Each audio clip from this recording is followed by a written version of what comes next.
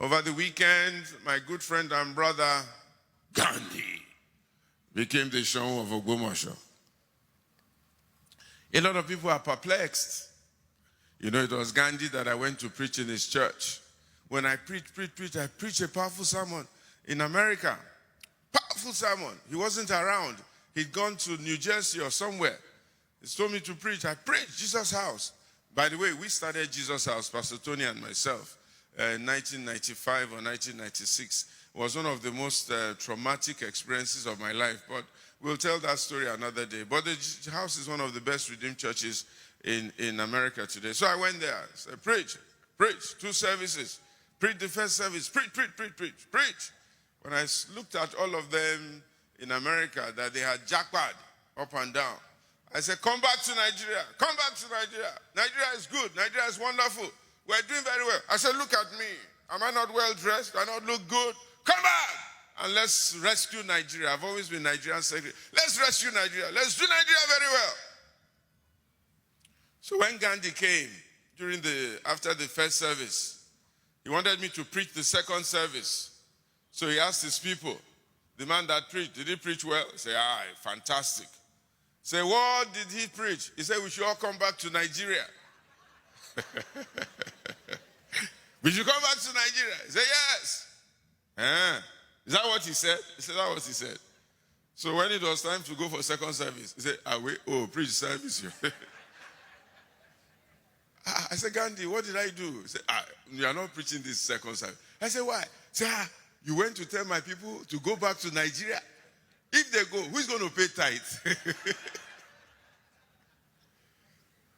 But he has become Shon of Ogbomoso. And people are saying, how can a pastor become a king? How can a pastor not become a king? Who should become a king if not a pastor? Who? Are we going to leave our kingship to idolatry?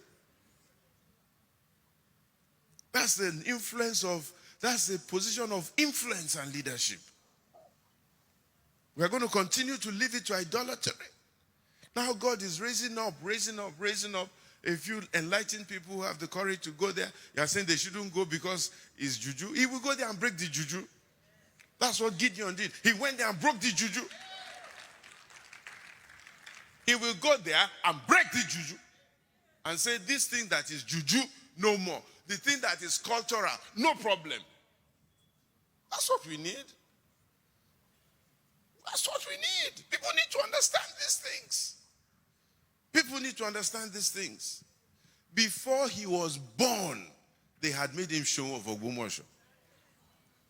Before he was born.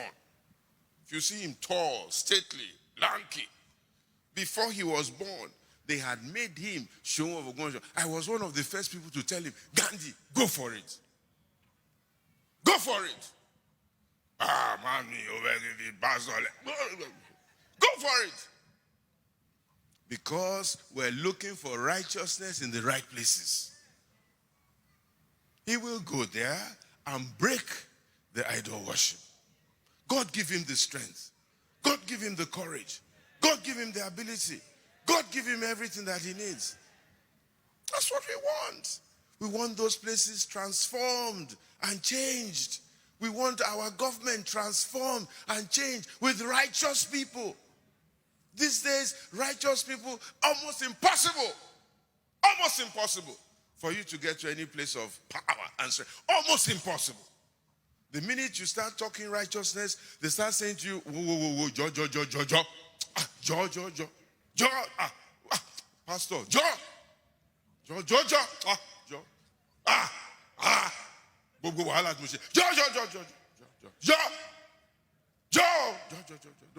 Don't come here and start talking all that nonsense. The poor people, God will sort them out.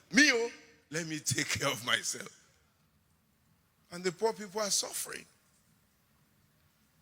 Let us pray for him that God will give him the courage and the strength to do what he has to do, because he's now going to fight some major principalities and powers, rulers of darkness and wicked people in high places. But if God helps him and is able to change the thinking of his people. There's custom, there's tradition, there's idol worship. They're not the same. They're different. There's custom. Some things are customary. This morning, my little boy came, saw his grandmother, he prostrated.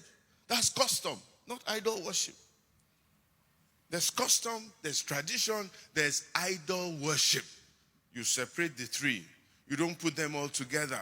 One of the things that the British did was to make us demean, and destroy and not like our customs.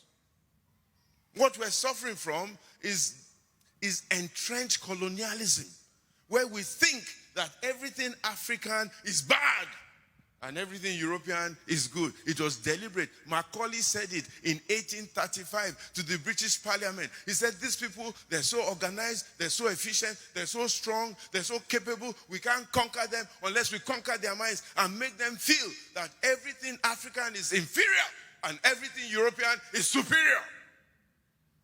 And today, the general thinking amongst us, even people like myself, is that everything European is a bit better than everything African. We have to reprogram our minds. Can somebody hear what I'm saying? It's a great purpose, a purpose to nations, something greater than yourself. Your purpose must be bigger than yourself.